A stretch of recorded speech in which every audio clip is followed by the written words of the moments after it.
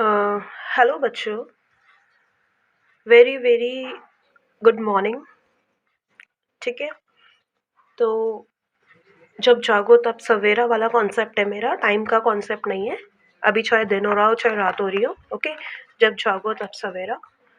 अब देखो, मैं आज आप लोगों के साथ जो टॉपिक डील करने जा रही हूँ वो इलेक्ट्रिक फ्लक्स का डील करने जा रही हूँ, जो कि पार्ट है इलेक्ट्रिक चार्जेस एंड फील्ड का।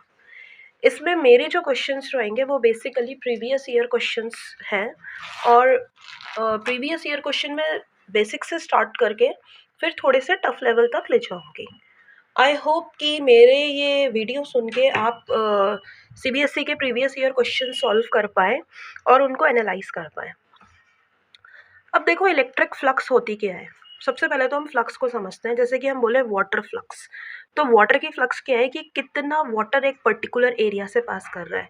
जैसे कि अगर मैं अपनी ये रिंग की बात करूँ, ये मैंने अपनी रिंग उतार दी है, तो यहाँ से अगर मान लो वाटर पास करा दो आप, तो जितना भी वाटर यहाँ से पास करेगा उसको हम क्या बोलेंगे, उसकी वाटर फ्लक्स। तो फ्लक्स बेसिकली चाहे इलेक्ट्रिक हो चाहे वाटर हो, it is the number of, इसमें इलेक्ट्रिक में हम क्या बोलेंगे, it is the number of electric lines of forces, ठीक है ना, कटिंग थ्रू अ सरफेस या फिर passing through a surface normally.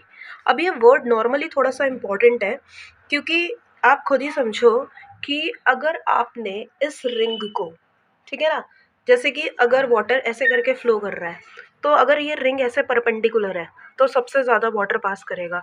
अब आपने रिंग को टिल्ट कर दिया, तो क्या अभी भी उतना ही वाटर पास करेगा। अब आपने पैरेलल कर दिया, तो अभी सबसे कम वाटर फ्लो करेगा, मतलब करेगा ही नहीं। इसके थ्रू जो वाटर है जो उसको कट करेगा वो करेगा ही नहीं।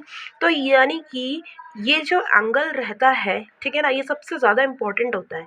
तो इलेक्ट्रिक फ्लक्स में जो हम मानते हैं वो कितना मानते हैं कि नॉर्मली, यानी कि परपेंडिकुलर कितना पास कर रहा है।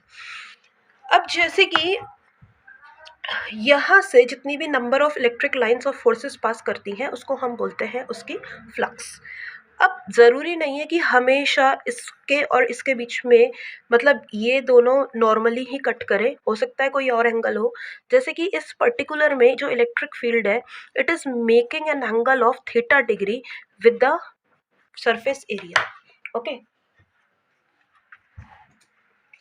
So like you can see that it is making an angle of theta degree with the s. Now the component which is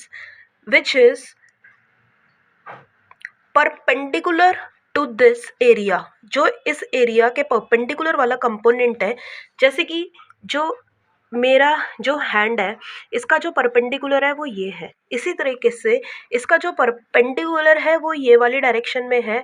और वो कितना, उसका ई कौन सा कंपोनेंट है, ई कॉस थीटा, क्योंकि यहाँ पे एंगल बन रहा है तो ये बेस है, और जो एंगल का बेस होता है वो कितना होता है, ई कॉस थीटा। इधर वाला जो कंपोनेंट होता है वो ई साइन थीटा होता है।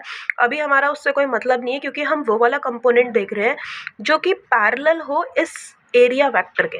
अब देखो, एरिया के परपेंडिकुलर है पर एरिया वेक्टर के पैरेलल है, क्योंकि अगर ये मेरा हैंड जो है ये एक एरिया है, तो इसका जो एरिया वेक्टर होगा वो ये पेन होगा, ठीक है ना। अब ये पेन क्या है, इसका एरिया वेक्टर।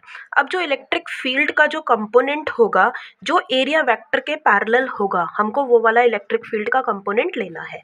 तो ये वाला जो कंपोनेंट होगा ई कॉस थीटा, और ये क्या है, area vector S.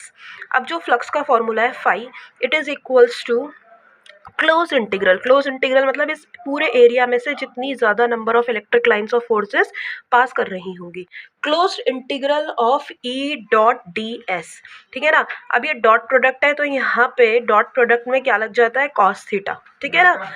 Dot dot product में हमेशा क्या लगता है, कॉस थीटा। अब ये जो फ्लक्स होती है,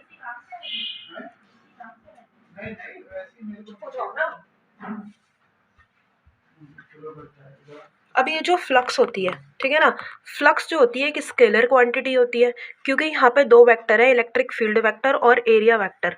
इन दोनों का डॉट प्रोडक्ट हो रहा है और एंगल बन रहा है कॉस थीटा। तो जब दो वेक्टर्स का डॉट प्रोडक्ट होता है तो जो रिजल्टेंट मिलता है वो स्केलर मिलता है, ठीक है ना, it is a scalar quantity, ठीक है ना। यूनिट जो होती है इसकी, इलेक्ट्रिक फील्ड की यूनिट है न्यूटन पर कूलम, एरिया की यूनिट है मीटर स्क्वायर, तो यूनिट जो बनी इसकी न्यूटन मीटर स्क्वायर पर कूलम। यहाँ तक सही है।